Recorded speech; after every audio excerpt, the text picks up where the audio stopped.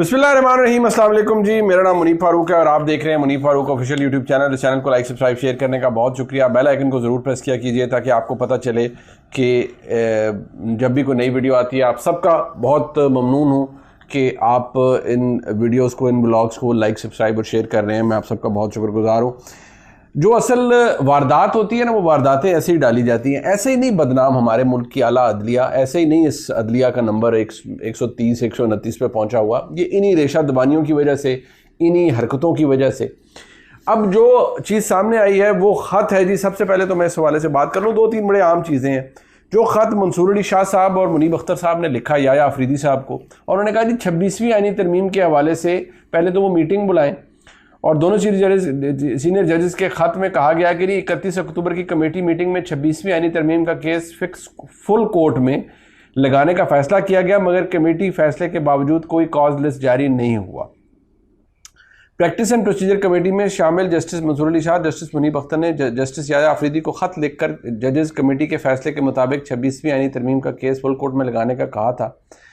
और इस कमेटी में नहीं शामिल थे उस वक्त, नहीं उन्होंने, जो चीफ जस्टिस साहब थे।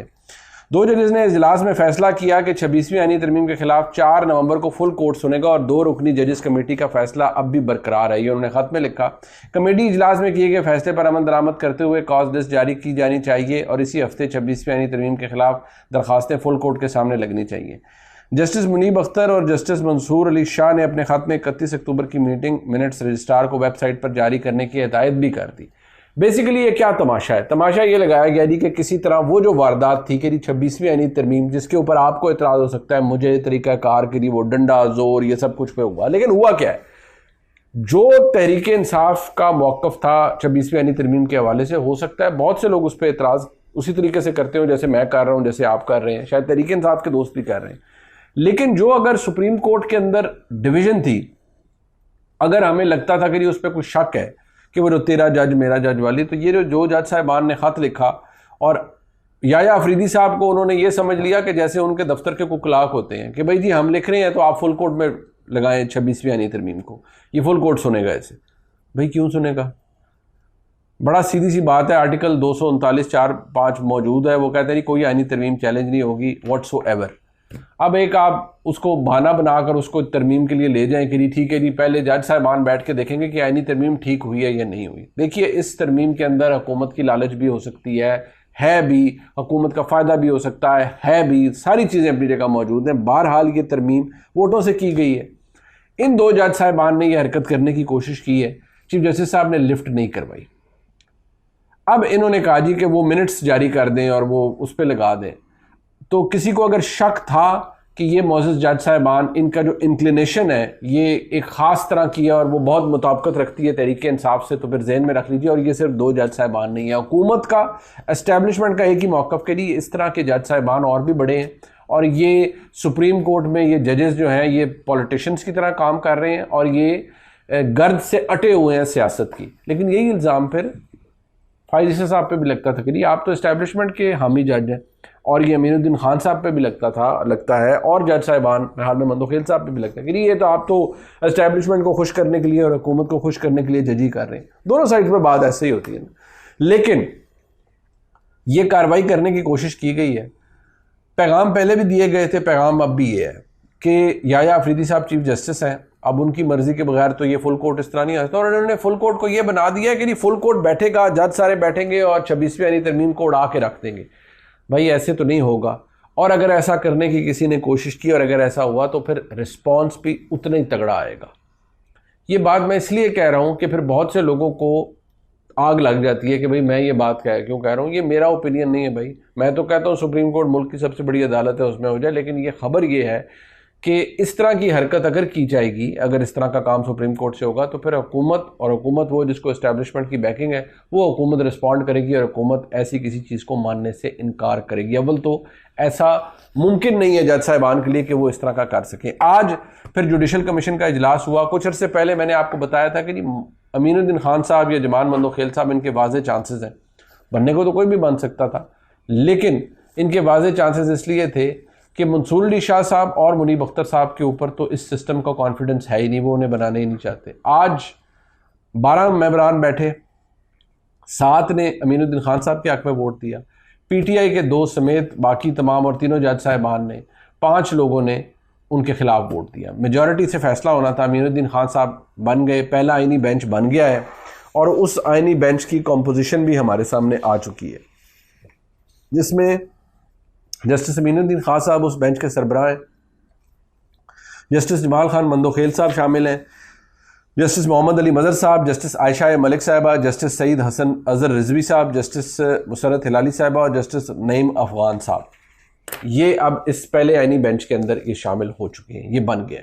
आर्टिकल 184 जितने भी पब्लिक इंटरेस्ट और 184 के फैसले होंगे उनकी तहत पटिशन होगी, सारी की सारी आईनी बेंच के सामने जाएंगी और सारी की सारी आईनी बेंच सुनेगा। ले जाएं आप 26वीं आईनी तरमीम को भी, वहाँ पर भी पता लग जाएगा कि क्या फ़ैसला होता है।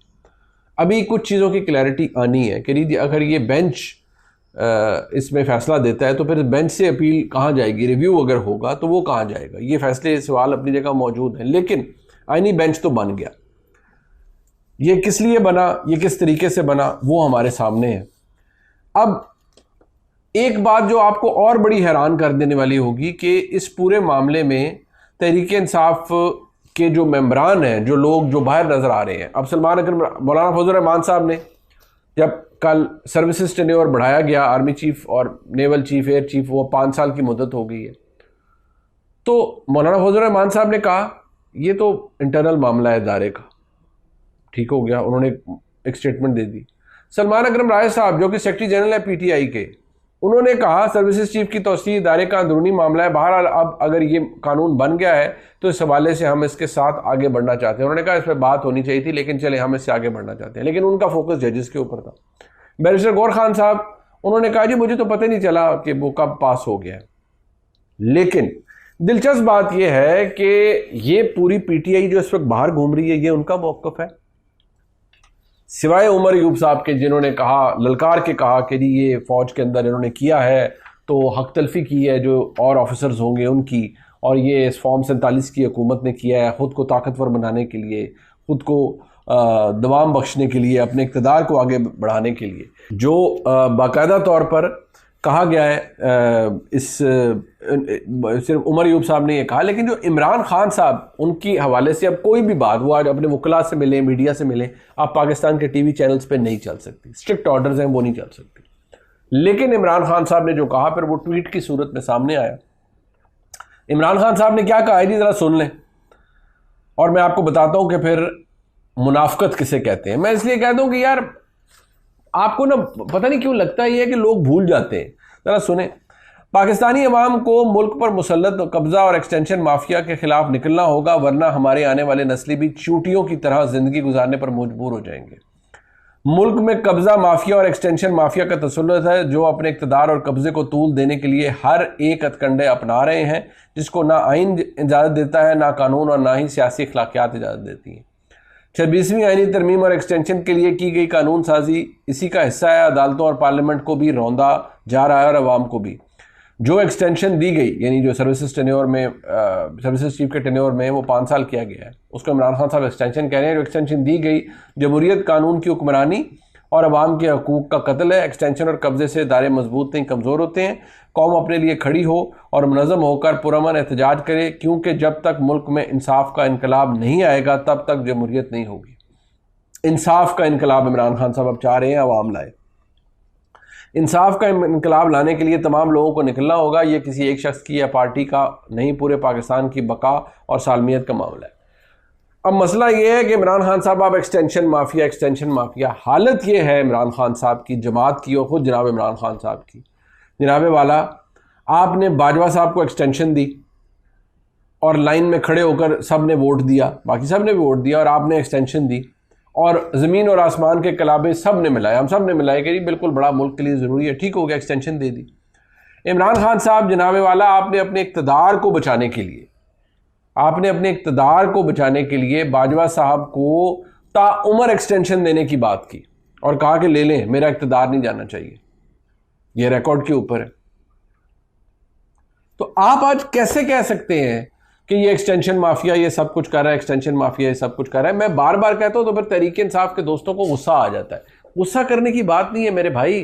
ज़रा गौर से सोचा करें, गौर से सुना करें कि जो मुनाफकत इस सियासी निज़ाम में, इन सियासी जमातों में है, इमरान खान साहब का जो टोटल आज का तकलीफ या दर्द है वो क्या है कि जी फौज की मेरे साथ, मैं बार बार वो कहता हूँ पर वो लोग कहते हैं, लेकिन मसला है कि वो क्या है, मेरे साथ सेटिंग हो जाए, ज़रा मौका दोबारा दे दें, हम भी पड़े हैं राहों में। बस हुकूमत ये सब किस लिए कर रही है? सारा कुछ कर रही है अपने आप को मजबूत करने के लिए, अपने किले को मजबूत करने के लिए। और उस किले की जो हिफाजत है वो पाकिस्तान की इस्टेब्लिशमेंट कर रही है। वो हुकूमती किला जितनी मर्जी कमज़ोर बुनियादों पर बनाओ, बहरहाल हुकूमती किला है और उसकी जो हिफाजत है वो पाकिस्तान की इस्टेब्लिशमेंट के पास है। हुकूमत उसको मजबूत कर रही है। लेकिन इमरान खान साहब भी कोई वो क्या कहते हैं कि वो कोई कानून की हुक्मरानी और सिविलियन सुप्रीमेसी और इन सब चीज़ों के लिए ये सब नहीं फरमा रहे। वो इक़्तिदार चाहते हैं, वो वापस इक़्तिदार में आना चाहते हैं। इक़्तिदार के अंदर वापस कैसे आएंगे? वो इस्टेब्लिशमेंट की मदद से दोबारा इक़्तिदार में आना चाहते हैं। वो चाहते हैं इस्टेब्लिशमेंट मेरे रास्ते में से हट जाए, इनको फारिग कराए और मुझे लेकर आए, और जैसे ही मैं आऊँगा तो मैं आगे से पहले से ज़्यादा ताबेदारी करूँगा इस्टेब्लिशमेंट की। इमरान खान साहब भी यही कहते हैं। ये तो सब बातें हैं ना, ये तो सोशल मीडिया ट्रोल्स जो जितने बैठे होते हैं, ये ट्वीटें करने वाले हैं, को कहाँ बैठा है, को अमेरिका में बैठा हुआ है, को कहाँ बैठा हुआ है। असल हकीकत और औकात पूरी तहरीक इंसाफ की क्या है वो मैं देख रहा था कि कुछ ऐसे लोग जो कि आज कोई अमेरिका बैठा हुआ है, कोई इंग्लैंड बैठा हुआ है, और वो बेचारे ऐसे जैसे जलते तवे पे बैठ गए हैं। उनकी हालत माजी में ट्वीट्स कर करके वो बयान कर रहे हैं, फजाइल बता रहे हैं एक्सटेंशन के बाजवा साहब की कि क्या मुल्क का बावक्त फैसला है, क्या किया गया। मैं कहता हूँ ऐसे लोगों को तो शर्म भी नहीं आती, ऐसे लोगों को तो शर्म भी नहीं आती। कम अज कम बहसियत सहाफ़ी मैं आपको खबर दे रहा हूँ, बता रहा हूँ कि ये है, ये नहीं है, ये हालात है, ये नहीं है, क्योंकि मुझे इससे फ़र्क कोई नहीं पड़ता कि आज हुकूमत किसकी है, आज इक़्तिदार में कौन है, आज आर्मी चीफ़ कौन है। इदारा वही है, पहले भी आर्मी चीफ़ थे, आज भी हैं, इदारा वही है, आगे नए आर्मी चीफ़ आ जाएंगे। लेकिन ये जो लोग उस वक्त बाकायदा तौर पर इस्टेब्लिशमेंट की गोद में बैठ कर परवान चढ़े, जिनको मैं यकीन माने कि वाकई ISPR ने व्लॉगर्स बनाया, और ऐसे यूट्यूबर्स वो बने जो कि एक एक इशारे के ऊपर बैठकर ऐसी ऐसी मज़गा खेज़ बातें करते थे, इतना इतना झूठ बोलते थे। आज वही लोग पागल और अजीब ही कोई हवास से आरी किस्म के लोग बन के वो जनाब पागल हुए हुए हैं कि किस तरह, ये देखें हुकूमत ने क्या कर दिया, ये देखें जी ये ज़्यादती कर दी है इदारे के साथ। भाई वही कुछ है जो पहले हो रहा होता था। मसला सिर्फ ये है कि आपको इस बात का अंदाज़ा नहीं था, क्योंकि आप इमोशनली इतने इन्वेस्ट हो गए थे। आप रिपोर्टिंग और जर्नलिज्म तो बड़ी दूर की बात है, ये जितने कई लोग हैं इनका मकसद ये है, इनका मसला ये होता है, कहते हैं कि एक्टिविस्ट बने। जर्नलिस्ट का काम एक्टिविस्ट बनना नहीं होता। हाँ, हुकूमत ने 26वीं आईनी तरमीम की, मैं कहता हूँ जी बिल्कुल की है, हुई वोटों से है, लेकिन डंडा जोर भी इस्तेमाल हुआ है, बिल्कुल हुआ है, ये फैक्ट है। क्या ये होना चाहिए? नहीं होना चाहिए, लेकिन हुआ है, ये खबर है। हुकूमत एस्टेब्लिशमेंट की मदद से इक़्तिदार में आई, ये खबर है। हुकूमत एस्टेब्लिशमेंट की मदद से इक़्तिदार में रह रही है, ये खबर है। हुकूमत को एस्टेब्लिशमेंट की मदद नहीं लेनी चाहिए, ये बिल्कुल दुरुस्त बात है, नहीं लेनी चाहिए, किसी भी हुकूमत को नहीं लेनी चाहिए। एस्टेब्लिशमेंट का पाकिस्तान की सियासत के अंदर किरदार नहीं होना चाहिए, लेकिन है, ये भी बिल्कुल फैक्ट है। नहीं होना चाहिए, बिल्कुल नहीं होना चाहिए। बस सिंपल सी बात है। क्या नहीं होना चाहिए वो मैंने आपको बता दिया, जो है वो मैं आपको बता रहा हूँ। मेरा मकसद आपके सामने हकाइक पेश करने का सिर्फ एक होता है, जो हालात हैं, जो फैक्ट्स हैं, उनको आप तक पहुंचाया जाए। मैंने पहले भी कहा था कि मैं कैंपेनर नहीं हूं कि मैं वो सिर्फ व्यूज़ के लिए और बिल्कुल झल्लों की तरह, पागलों की तरह बैठकर कैंपेनिंग शुरू कर दूं कि जी वो लीडर बड़ा अजीम शान और दूसरा चोर डकैत। नहीं, सियासत सियासी मफादात के लिए की जाती है। इक़्तिदार पावर पॉलिटिक्स में अपने ज़ाती फ़वायद, अपने पावर के फ़वायद के लिए लोग इक़्तिदार में आते हैं। ठीक है, मुल्क के लिए भी भला करने की ज़रूर सोचते हैं, मुल्क के लिए भला किया भी जाता है, लेकिन अपने इक़्तिदार को दवाम बख्शना ये हर सियासतदान ये करता है, और उसके लिए उसे जो भी मदद दरकार होती है वो करता है। इमरान खान साहब ने भी ये मदद ली, आज भी ये निज़ाम अपनी मदद दे रहा है, पाकिस्तान की मुक़्तदरा से ले रहा है, तो क्या फ़र्क पड़ता है? इमरान खान साहब की जमात आज जहाँ खड़ी है, इमरान खान साहब माने या ना माने, शायद कहीं किसी वक्त उनको इस बात का एहसास हो कि उनकी अपनी की गई सियासत, अपनी पॉलिटिक्स ने उनकी सियासत या उनकी जमात का बेड़ा गर्क किया है। जमात तो अपनी जगह मौजूद है, लेकिन आप ये देखें कि वो इक़्तिदार में वापस कैसे आएगी। इस हुकूमत का वाहिद एजेंडा क्या है? इमरान खान के ताल्लुकात कभी इस्टेब्लिशमेंट से दुरुस्त ना हो, पाकिस्तान तहरीक इंसाफ कभी इस्टेब्लिशमेंट की गुड बुक्स में ना आए ताकि इक़्तिदार में रहें। यही काम इमरान खान साहब को चाहिए था, लेकिन इमरान खान साहब ने फड्डा डाल लिया और इमरान खान साहब को यह था कि नहीं, मैंने तो जनरल फैज़ हमीद को अगला आर्मी चीफ बनाना है और मैंने इनको ISI की पोस्ट से नहीं हटने देना। अब वो बात वहाँ पर चली गई है। ये सारी सूरत हाल है जी। अब मैं आपको ये बता दूं कि जिस तरह से ये निज़ाम चल रहा है, मामला चल रहे हैं, अभी आपको शायद सुप्रीम कोर्ट ऑफ पाकिस्तान से आने वाले कुछ दिनों के अंदर कुछ और चीज़ें नज़र होती भी नज़र आए। सुप्रीम कोर्ट के अंदर जज साहिबान इस वक्त मौजूद हैं जिनका ये ख्याल है कि 26वीं आईनी तरमीम को स्ट्राइक डाउन होना चाहिए, ये आइन के बुनियादी ढांचे के ख़िलाफ़ है, और तमाम जजेस खड़े हों और तमाम जजेस इसको फुल कोर्ट के ऊपर के लिए मजबूर करें चीफ जस्टिस को, और जजेस बैठ जाएं और आइनी तरमीम को उड़ा के रख दें। और ये जहन में रखें कि अगर आइनी तरमीम उड़ाई जाएगी तो फिर उसका असर चीफ जस्टिस साहब पर भी पड़ेगा, क्योंकि चीफ जस्टिस साहब स्पेशल पार्लियामेंट्री कमेटी जो कि 26वीं आइनी तरमीम के नतीजे में बनी, उसके साथ वो पाकिस्तान के चीफ जस्टिस बने और वो उसको उसमें कमेटी ने उन्हें 2/3 अक्सरियत से चूज़ किया। तो अब जो कुछ यूट्यूबर हजरात हैं जो उनका ज़ाहिर बात है वो अब वो क्योंकि इमोशनली इतने इन्वेस्ट हुए होते हैं बहुत सी चीज़ों के अंदर, वो उनका ये ख्याल है कि जी अगर चीफ जस्टिस साहब ये नहीं करते और ये खतूत का जवाब नहीं देते और फुल कोर्ट नहीं बनाते तो चीफ जस्टिस साहब कॉम्प्रोमाइज़ है। उनका ये ख्याल है, PTI का ये ख्याल है। PTI चीफ जस्टिस साहब के हवाले से भी तनकीद करना शुरू कर सकती है। वो जज साहिबान जिनका ख्याल है कि 26वीं आइनी तरमीम के ख़िलाफ़ है, ये ख़िलाफ़ है कानून और आइन के, वो इस 26वीं आइनी तरमीम के ख़िलाफ़ कुछ भी कर सकते हैं। इसकी खबर पाकिस्तान के अंदर मौजूद है चंद इदारों को, और इसका तदारुक करने के लिए शायद कोई मनसूबाबंदी भी की जा रही है। कुछ ऐसी चीज़ें आने वाले दिनों के अंदर होंगी जो कि शायद आपको इस बात का अंदाज़ा लगाया जाए कि जी कुछ होते हैं ना, जैसे कोई काम होता है, किसी कमरे में पेंट किया जाता है तो फाइनल टचेस दिए जाते हैं, फिर फिनिशिंग की जाती है कि यार ये काम यहाँ फिनिश हो गया है, इस काम को यहाँ फिनिश कर दिया जाए, इस चीज़ को यहाँ फिनिश कर दिया जाए, मतलब उसका फिनिशिंग टच देना है। तो शायद पाकिस्तान के अंदर, क्योंकि मुक़्तदरा बहुत ताकतवर है, बेशुमार ताकत है उनके पास, हुकूमत बिल्कुल उनके इशारे पर चल रही है, तो शायद कुछ फिनिशिंग टचेस भी दिए जाएँ। वो कानूनी भी हो सकते हैं, वो चंद और मामलात भी हो सकते हैं। आज आज़म सवाती साहब की गिरफ्तारी इस बात का इंदिया है कि बहुत सारे चैप्टर्स क्लोज नहीं होते।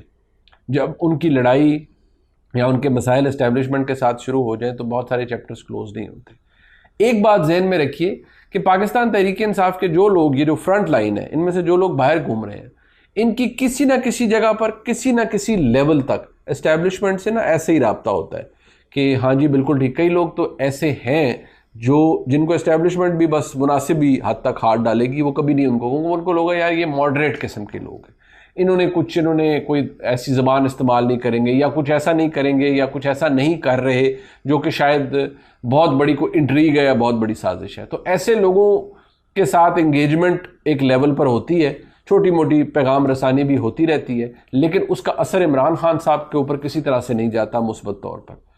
जहाँ तक बात गंडापुर साहब की है, गंडापुर साहब एक फुल ऑन एंटरटेनमेंट पैकेज हैं और वो एंटरटेन करने के लिए लोगों को बहैसियत वज़ीर आला वो मौजूद रहेंगे। अभी वो आप देखिएगा ये जलसा 9 को करेंगे, फिर वो कहेंगे मैं आ रहा हूँ, सर पर कफन, ये देखें मैंने कफन भी ले आया हूँ, ये मैंने बांध लिया है, ये मैंने बैग में रख लिया है, मैंने घर वालों को बोल दिया है ना आए तो जनाजा पढ़ लेना, और मैं जनाब आ रहा हूँ और मैं जा रहा हूँ। इस पिछली दफ़ा 12 ज़िले क्रॉस किए थे, इस दफ़ा शायद वो 26 ज़िले क्रॉस करने की बात करें, और फिर वो ये कहेंगे कि जी फ़लाना मुझे गिरफ़्तार करने आ गया, फ़लाना मुझे ये करने आ गया।